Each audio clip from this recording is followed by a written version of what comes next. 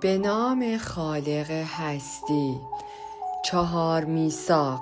کتاب خرد سرخپوستان طولتک، فصل اول، پارت 2. ما چند بار تاوان یک خطا را می‌پردازیم. هزاران بار. انسان تنها حیوانی است که برای یک خطا هزاران بار تاوان می‌پردازد. باقی حیوانات فقط یک بار بابت هر خطا مجازات می‌شوند. ما حافظه قوی داریم. اشتباه می‌کنیم، قضاوت می‌کنیم، خودمان را گناهکار می‌دانیم و خود را مجازات می‌کنیم. اگر عدالت وجود داشته باشد این کافی است. ما نیازی به تجدید محاکمه نداریم، اما هر بار که به خاطر می‌آوریم مجدداً خود را مورد قضاوت قرار می‌دهیم. دوباره خود را مقصر می‌شماریم، دوباره خود را مجازات می‌کنیم و این کار را بارها و بارها تکرار می‌کنیم. اگر همسری داشته باشیم او نیز اشتباه ما را خاطر نشان می سازد. آن وقت می توانیم باز هم یک بار دیگر خود را قضاوت کنیم و گناهکار بدانیم و مجازات کنیم. آیا این منصفانه است؟ چند بار همسرمان، فرزندانمان و والدینمان را به خاطر یک خطا مجازات می کنیم. هر بار که آن خطا را به یاد می آوریم آنها را دوباره سرزنش می کنیم و همه سم عاطفی را که به هنگام بی‌عدالتی احساس می کنیم برای آنها می فرستیم و آنها را وامی داریم که بابت همان خطا تاوانی مجدد بپردازند. آیا این عدالت است؟ قاضی ذهن ما اشتباه می کند، چون کتاب قانون و نظام باورها اشتباه هستند. کل رویا بر قانون غلط بنا شده است. 95% باورهایی که در ذهن خود ذخیره کرده ایم دروغ هستند و ما رنج می کشیم چون همه این دروغ ها را باور کرده ایم. در رویای سیار رنج کشیدن بشر، زندگی در ترس و ایجاد فاجعه های عاطفی همه امری عادی به شمار می آید. رویای برونی رویایی خوشایند نیست. رویایی شدن راز خشونت، ترس، جنگ و بی‌عدالتی است. رویای شخصی افراد بشر ممکن است متفاوت باشد، اما کلاً و اساساً یک کابوس است. اگر به جامعه بشری نگاه کنیم می‌بینیم که مکانی بسیار دشوار برای زیستن است، زیرا ترس بر آن حاکم است. در سرتاسر جهان ما انسان‌هایی را می‌بینیم که گرفتار رنج، خشم، انتقام، اعتیاد، خشونت‌های خیابانی و بی‌عدالت‌های ترسناک هستند. این فجایع در سطوح مختلفی در کشورهای گوناگون جهان وجود دارند، اما در هر حال ترس است که رویای برونی انسان را در اختیار دارد. اگر ما رویای جامعه انسانی را با توصیفاتی که ادیان مختلف جهان از دوزخ ارائه دادند مقایسه کنیم می‌بینیم که دقیقاً مثل هم هستند. مذاهب می‌گویند که دوزخ مکانی است برای مجازات، مکانی که در آن ترس، درد و رنج هست، جایی که انسانها را می‌سوزاند. آتش محصول عواطفی است که از ترس ناشی می شود. ما هرگاه احساساتی مثل خشم، حسادت، حسرت یا نفرت را تجربه می کنیم می بینیم که آتشی در درونمان می سوزد. ما در رویای دوزخ زندگی می کنیم. اگر شما دوزخ را به منزله مرتبه یا حالتی از ذهن به تصویر آورید ما در دوزخ به سر می بریم. کسانی هستند که به ما اخطار می کنند. اگر آنچه را آنان می گویند انجام ندهیم به دوزخ می رویم. چه خبر بدی؟ همه ما هم اکنون در دوزخ هستیم و حتی کسانی که این مطلب را به ما می گویند. هیچ بشری نمی تواند دیگری را به دوزخ محکوم کند، چون ما همینک در دوزخ به سر میبریم. البته کسان دیگری هم هستند که می توانند ما را به دوزخ عمیق‌تری ببرند، البته اگر ما اجازه دهیم.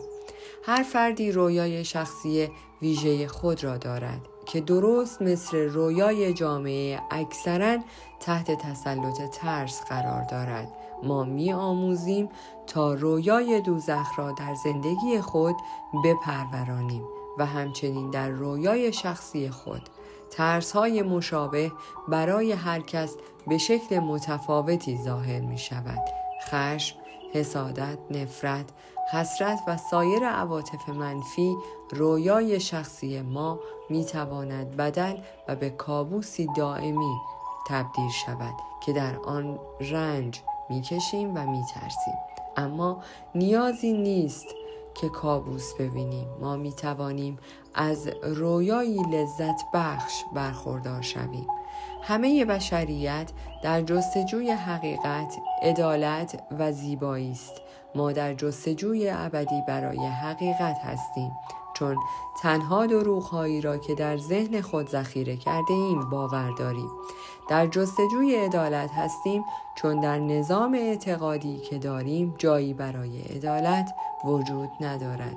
در جستجوی زیبایی هستیم، چون هر چقدر هم یک نفر زیبا باشد ما به وجود زیبایی در دیگری باور نداریم.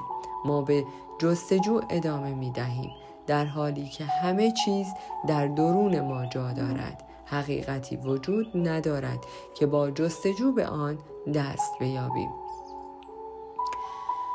به هر جا سر بگردانیم هر آنچه می‌بینیم حقیقت است، اما با توجه به توافق‌ها و باورهایی که در ذهنمان ذخیره کرده ایم چشم دیدن حقیقت را نداریم. ما حقیقت را نمی‌بینیم چون کور هستیم. آنچه ما را کور می‌کند همه باورهای کاذبی است که در ذهن داریم. ما نیاز داریم که حق با ما باشد و دیگران اشتباه کنند. ما به آنچه باور داریم اعتماد می‌کنیم و باورهای ما موجب رنجمان می‌شود. به این می‌ماند که گویی در مهی زندگی می‌کنیم که نمی‌گذرد. دورتر از جلوی پایمان را ببینیم. ما در مهی زندگی می‌کنیم که واقعیت ندارد. این مه یک خیال است. رویای شما از زندگی است تمام مفاهیمی است که درباره خدا به آنها اعتقاد دارید. همه توافق‌هایی است که با دیگران به عمل آوردید. میثاق‌هایی است که با خود و حتی با خداوند دارید. تمام ذهن شما مهی است که تورتک‌ها آن را میه توتی مینامند. ذهن شما رویایی است که در آن هزاران نفر همزمان سخن میگویند و هیچ کدام حرف دیگری را نمیفهمد. این وضعیت ذهن موجود بشری است. یک میه توتی بزرگ. با این میه توتی بزرگ شما نمی توانید آنچه را واقعا هستید ببینید. در هند آن را مایا می نامند که به معنای توهم است. این مفهوم شخصیت است، در جمله من هستم. هر آنچه درباره خویشتن و جهان باور دارید، همه مفاهیم و برنامه‌ریزی هایی که در ذهن دارید، همه میه توتی هستند. ما نمی توانیم ببینیم که حقیقتاً چه کسی هستیم. نمی توانیم ببینیم که آزاد نیستیم. به همین دلیل است که انسان‌ها در برابر زندگی مقاومت می کنند. زنده بودن بزرگترین ترسی است که انسان‌ها دارند. مرگ بزرگترین ترسی نیست که ما داریم. بزرگترین ترس ما پذیرفتن خطر زنده بودن است. زندگی کردن و بیان کردن آنچه حقیقتاً هستیم. ما آموخته ایم که زندگیمان را در جهت ارضای خواسته های دیگران بگذرانیم. آموخته ایم که طبق دیدگاه های دیگران زندگی کنیم، از ترس اینکه پذیرفته نشویم و از نظر دیگران به اندازه کافی خوب نباشیم. در طی جریان اهلی شدن تصویری از کمال به دست می آوریم و می کوشیم به اندازه کافی خوب باشیم. ما تصویری خلق می کنیم از کسی که باید باشیم تا همه ما را بپذیرند. مخصوصاً تلاش می کنیم تا خوشایند کسانی باشیم که دوستمان دارند، مثل مادر و پدر، برادر و خواهرهای بزرگتر، رهبران مذهبی و آموزگاران. در این تلاش برای خوب بودن به نظر آنها تصویری از کمال می‌سازیم، اما این تصویر غالب ما نیست. ما این تصویر را می‌سازیم، اما این تصویر واقعی نیست. ما هرگز از این دیدگاه کامل نخواهیم بود. هرگز. کامل نبودن مساوی است با طرد کردن خویشتن و میزان این طرد کردن خویشتن بستگی به این دارد که بزرگسالان تا چه اندازه موفق شده باشند تمامیت وجود ما را در هم بشکنند. بنابراین از اهلی شدن تا خوب بودن به نظر دیگران راهی نیست، اما برای خودمان به اندازه کافی خوب نیستیم، چون تصویری که از کمال خویشتن داریم غالب ما نیست. ما نمیتوانیم خودمان را ببخشیم که چرا آنچه آرزو داریم باشیم نیستیم و یا چرا آنچه اعتقاد داریم باید باشیم نیستیم. از اینکه کامل نیستیم نمیتوانیم خود را ببخشیم. ما میدانیم که آنچه باور داریم باید باشیم نیستیم و به این دلیل احساس ساختگی بودن هرمان و بی‌شرافتی می‌کنیم. پس سعی می‌کنیم خودمان را پنهان کنیم و ادعای چیزی را کنیم که نیستیم. نتیجه این است که احساس عدم اصالت می‌کنیم و برای اینکه دیگران به موضوع پی نبرند از صورتک‌های اجتماعی مختلف استفاده می‌کنیم. بسیار وحشت داریم که مبادا کس دیگری متوجه شود که ما آنچه ادعا می‌کنیم نیستیم. ما دیگران را هم بر طبق تصویری که از کمال داریم مورد قضاوت قرار می‌دهیم و طبیعتاً آنها نسبت به توقعاتی که از ایشان داریم کم می‌آورند. ما شرافت خود را زیر پا می‌گذاریم تا خوشایند دیگران باشیم. حتی به جسم خود صدمه می‌زنیم فقط برای اینکه مورد پذیرش دیگران قرار بگیریم.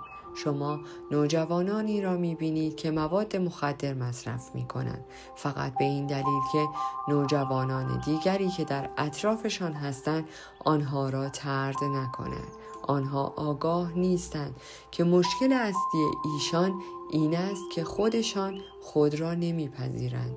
آنها خود را طرد میکنند چون آنچه ادعا میکنند نیستند. آنها میخواهند جور خاصی باشند اما نیستند و به این دلیل احساس شرم و گناه میکنند. موجودات بشری به طور پایان ناپذیری خود را تنبیه میکنند به این دلیل که آنچه گمان میکنند باید باشند نیستند.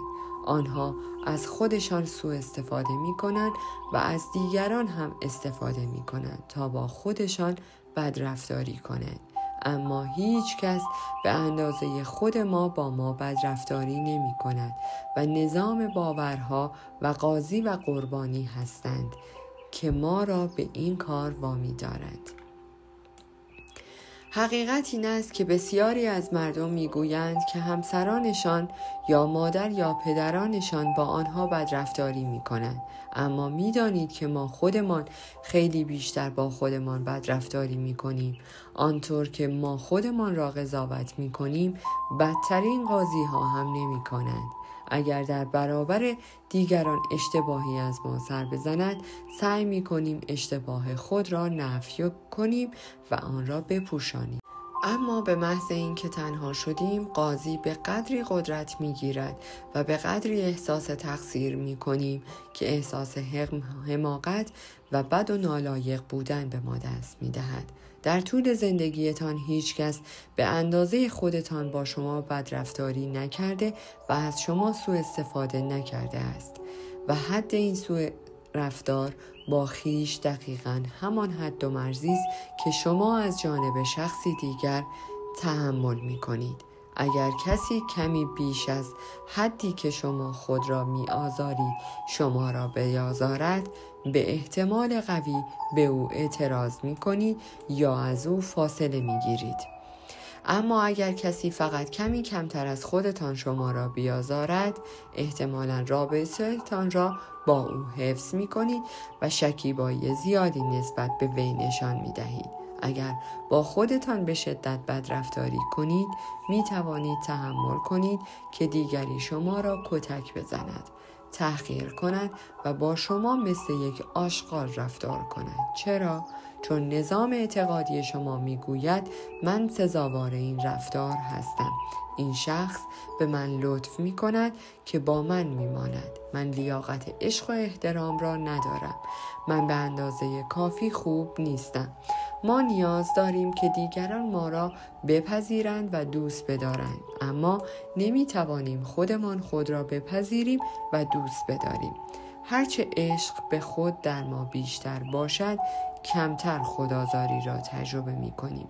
خودآزاری نتیجه طرد کردن خویشتن است و طرد کردن خویشتن نتیجه داشتن تصویری از کمال است که هرگز نمی توانیم به آن دست یابیم.